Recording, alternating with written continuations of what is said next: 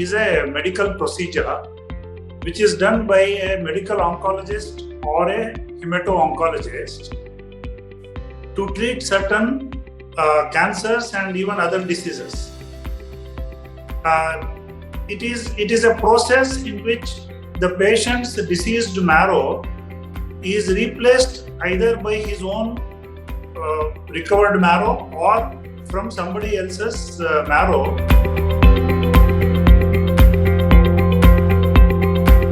There are some cancers where upfront only we will do bone marrow transplantation. To take an example of an acute myeloid leukemia, AML, majority of these cases can be cured only if chemotherapy is done initially, followed by the transplantation. Just giving chemotherapy will not be curative in this situation. There are some cancers where we transplant only after several lines of treatment fail. For example, acute lymphoblastic leukemia. In this leukemia, we do transplantation not upfront, but only after 2-3 lines of chemotherapy have failed.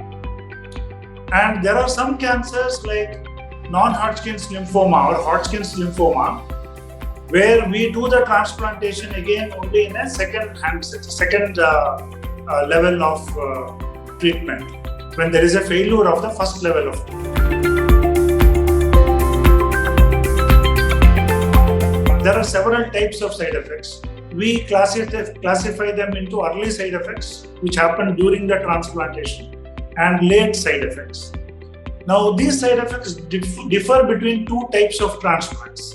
One is an autologous transplant, where we give the patient's own marrow as a marrow substance, and the allogenic transplant, where we transplant somebody else's marrow into the patient.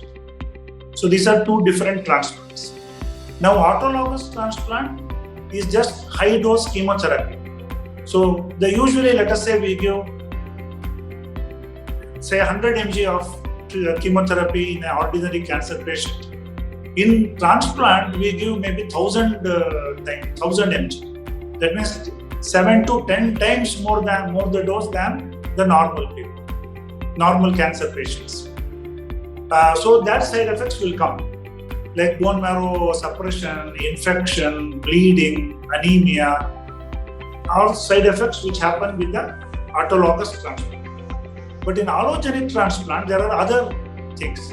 For example, the graft, that means the bone marrow from somebody else which we are giving to the patient, can be rejected.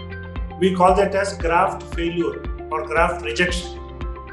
Second is that graft can survive well and thrive in the patient and start attacking the patient's own body.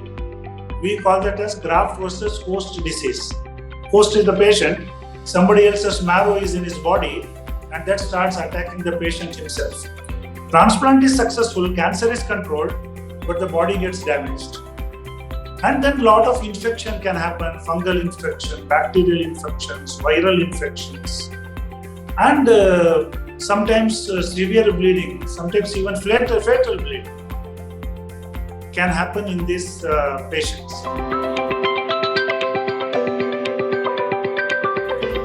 I think bone marrow transplantation is a very, very effective method of treating a lot of cancers. But you have to select the cancer well, you have to select the patient well, then you get very good results with transplantation. Approximately 50 to 60% of the patients who are transplanted for right indications, assuming the right selection of the patient, get cured. 60% of the patients can get cured.